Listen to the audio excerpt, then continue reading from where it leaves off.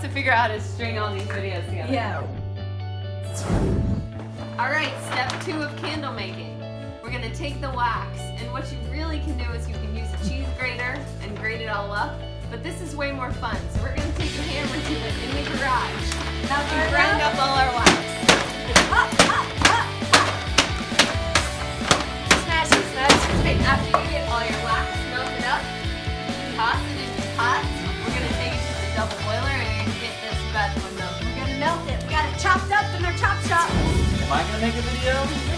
What about you? You're in it now. What do you want me to make? We should have word above the line. What do you want me to do? Candling 2.0. Back to DIY holiday candling. Our wax is almost all melted and getting ready to pour into the candles. But before that, we have to add the color and the scent. Alright, we're back now. Now that we got our wax completely melted, we're gonna add the scent. I'm using Liquefied. fresh linen. Directions call for 10 drops per candle. We're gonna go with 20 because we don't quite notice the scent in 10 drops. So, blah blah blah blah blah blah blah blah blah.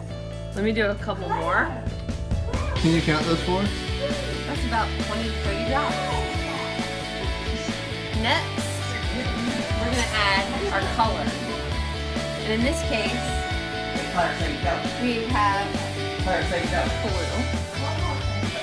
Again, we're gonna use a lot more because I really want it to be super dark. So here we go. 1, 2, 3, 4, 5, 6, 7. We'll call that 10. So I'm probably gonna go with 40 or 50 drops. 40. All right, now it's time to pour it in.